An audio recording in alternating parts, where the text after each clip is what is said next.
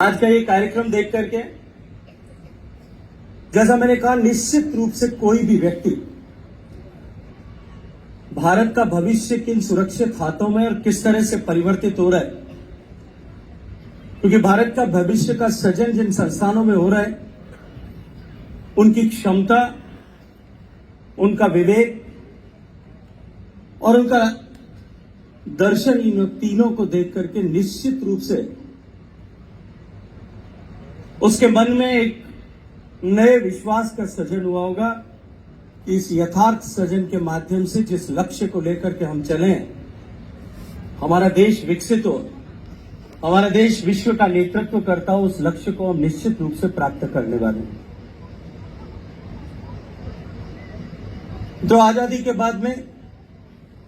जिस आजादी को हमने बहुत सारे बलिदानों के बाद में अर्जित किया है, हजारों लोगों ने हंसते हंसते फांसी के फंदे पर झूल जाना स्वीकार किया, तब जाकर के देश आजाद हुआ था। हजारों ऐसे लोग होंगे जिन्होंने सीने पे गोली खाना सहर्ष स्वीकार किया होगा, तब जाकर के देश आजाद हुआ।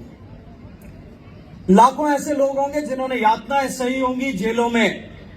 ठूंस दिए होंगे, लग गए होंगे, लाठियों के प्रहार सही होंगे, कोड़ों की मार सही होगी, बर्फ की शिलाओं पर लिटाए गए होंगे, यातनाएं सही होंगी, लेकिन अपने संकल्प से न डिगे होंगे, तब जाकर के देश आजाद हुआ। अनेक ऐसे लोग होंगे, वीर सावरकर जैसे, जिन्हें काल कोठरी में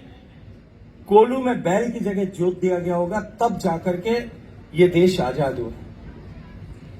और निश्चित ही आजादी के 75 वर्ष बीत चुके हैं, और 75 साल की इस यात्रा में यदि हम पीछे घूम करके देखें, एक व्यक्ति के जीवन में 75 साल का कालखंड बहुत बड़ा समय होता है, जब वो हमारी भारतीय प्रज्ञा परंपरा के अनुरूप अपने जीवन के 3 पड़ाव, ब्रह्मचर्य का आश्रम, गृहस्थ का आश्रम और वानप्रस्थ, तीनों पूरा करके और संन्यास की ओर अग्रसर होता है। एक व्यक्ति के जीवन में बेशक 75 साल का कालखंड बहुत बड़ा है, कालावधि बहुत बड़ी है, लेकिन आज भारत जैसे देश के दृष्टिकोण से यदि हम देखें, जो हजारों साल का लिखित लिखित इतिहास समेटे है, हजारों साल तक विश्व का नेतृत्व करने वाली सभ्यता रही है, तो 75 साल का कालखंड शायद बहुत छोटा समय ऐसा प्रतीत होता है। लेकिन निश्चित ही एक बड़े संघर्ष के बाद में जिस डेमोक्रेसी को हमने हासिल किया,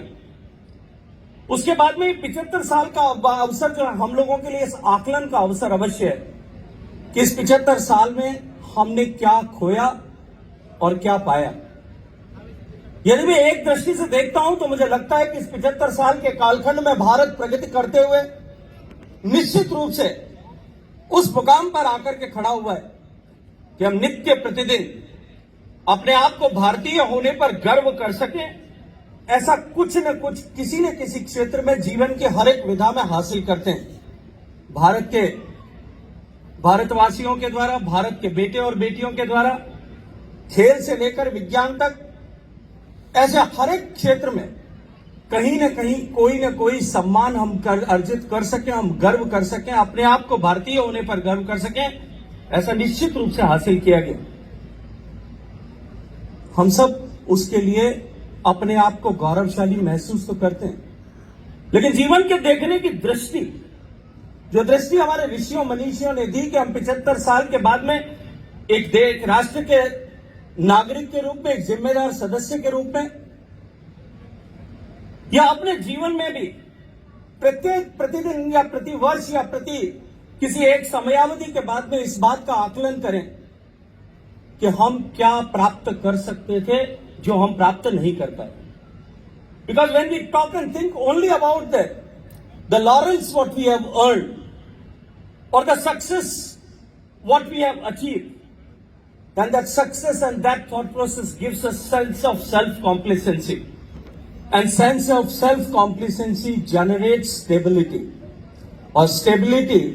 हमारे ऋषियों मनीषियों ने कहा है कि ठहराव सड़न लाता है और सड़न हमको क्षरण की तरफ लेकर के जाता है। सो टू प्रोग्रेस, आगे बढ़ने के लिए आवश्यक है कि हम नित्य प्रतिदिन इस बात का आकलन करें, इस बात पर विचार करें कि हम इस कालखंड में, इस कालावधि में क्या अर्जित कर सकते थे, क्या हासिल कर सकते थे जो हम नहीं कर पाए। और ये 75 साल का अवसर, जब देश आजादी के 75 साल पूरे कर चुका है, संविधान को अंगीकार किए हुए, जिस संविधान ने हमें निश्चित रूप से एक देश के रूप में आगे बढ़ने का मार्ग दिया, प्रेरणा दी, उस संविधान को अंगीकार करने के 75 वर्ष जब पूरे हुए, तब हम भारतवासियों को इस बात का आकलन करने का अवसर हमारे सामने है कि भारत इस 75 साल में क्या हासिल कर सकता था जो नहीं कर पाया। और इस अवसर पर यदि हम भारत के 140 करोड़ लोग इस विचार के साथ, इस दृष्टि के साथ आगे बढ़े, तो जो न्यूनताएं रह गई थी, जो कमियां रह गई थी, हमें एक प्रेरणा, एक दृष्टि मिलेगी कि इस आगने वाले 25 साल में हमको उन न्यूनताओं को पूरा करना है और अपने उन बलिदानी स्वतंत्रता सेनानियों को श्रद्धांजलि देते हुए आने वाले 25 साल में भारत को विकसित भारत बनाकर, उनके सपनों का भारत बना करके, उन बलिदानियों के विचार और सोच का भारत बना करके, उनकी प्रेरणा का पुंज भारत बना करके हमें अपने कर्तव्य का निर्वहन करना। मित्रों, ये जो हमारी पीढ़ी है, ये पीढ़ी परम सौभाग्यशाली पीढ़ी, और वो इसलिए इस देश को बदलने का जो ये कालखंड है, आज पूरी दुनिया इस बात पर विश्वास करती है, इस बात को स्वीकार करती है कि भारत ईरा ऑफ ट्रांसफॉर्मेशन से गुजर रहा है, संपरिवर्तन के दौर से गुजर रहा है।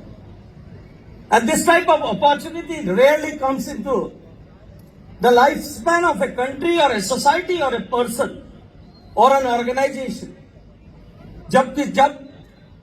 ट्रांसफॉर्मेशन का एक संभावना उस समय में बनती है,